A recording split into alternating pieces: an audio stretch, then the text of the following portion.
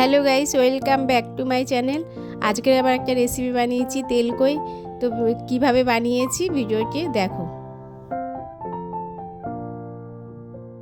কই মাছটা কেটে ধুয়ে নিয়েছি, নুন হলুদ মাখিয়ে নিতে লাগবে।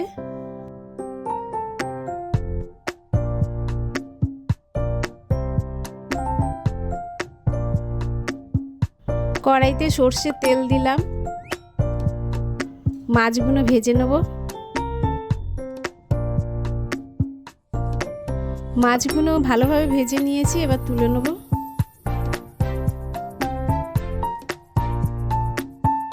মাছ ভাজা তেলেই এলাচ দারচিনি ফোড়ন দিলাম, পেঁয়াজ বাটা দিলাম, 1 চামচ ধনে গুঁড়ো দিয়ে একটু নেড়ে চেড়ে নেব।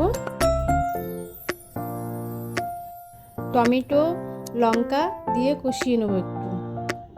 1 চামচ কাশ্মীরি লঙ্কা গুঁড়ো হলুদ দিয়ে আবার কষাবো।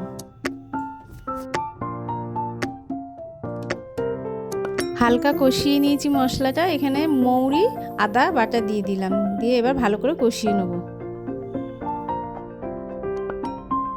মশলাটা কষানো হয়ে গেছে, পরিমাণ বুঝে জল দিয়ে দেবো। মাছগুলো ঝোলে দিয়ে দিলাম,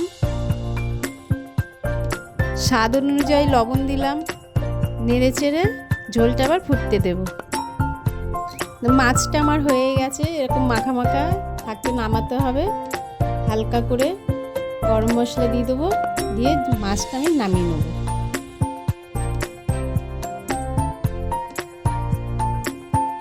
মাছটা দেখো আমি একটা প্লেটে নিয়ে নিয়েছি।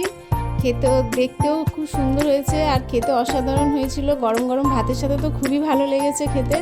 তো এভাবে করে যদি তোমরা রেসিপিটা বানাতে চাও ভিডিওটাকে ফলো করো আর লাইক করো, সাবস্ক্রাইব করো, পাশে থেকো।